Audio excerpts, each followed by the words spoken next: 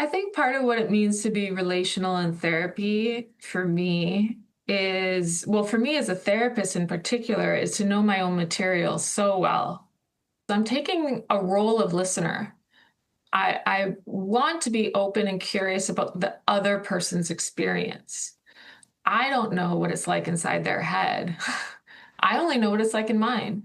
And so if I know mine so well that I can tell when it's mine that's coming forward, then I can stay curious about theirs. I can go, well, what is that for you?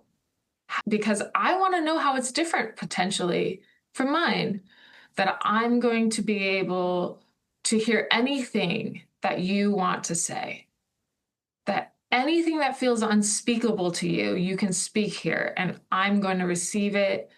There's a power to being able to speak it with someone, to be able to hear their response and to take that information in. Oh, well, they would find it painful. I found it painful.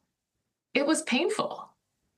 It can land for us. We really, truly learn to be the best versions of ourselves so we can take it out into the world and relate to others. What we're doing in the room is really modeling what we can do in the world.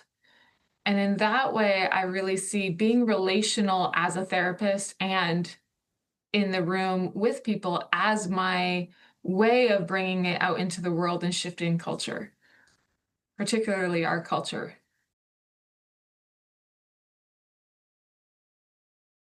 Yes, experience matters.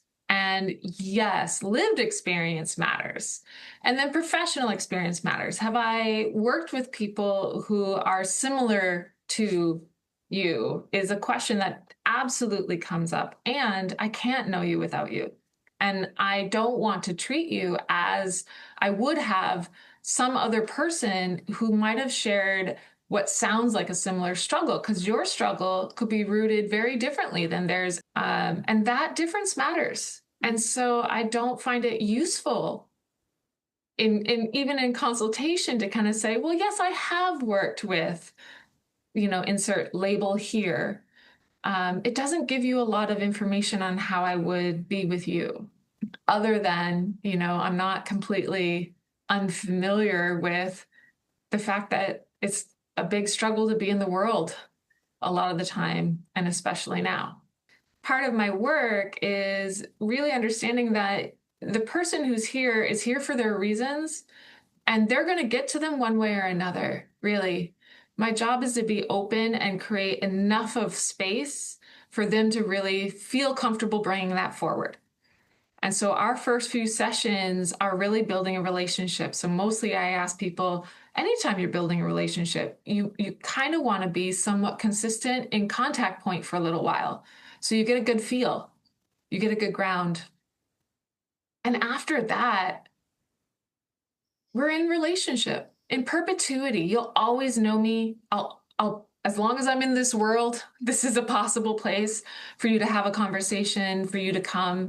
This is kind of a relationship exists once we've met each other and as we know each other. It's there. It's there for you. You can come back to it.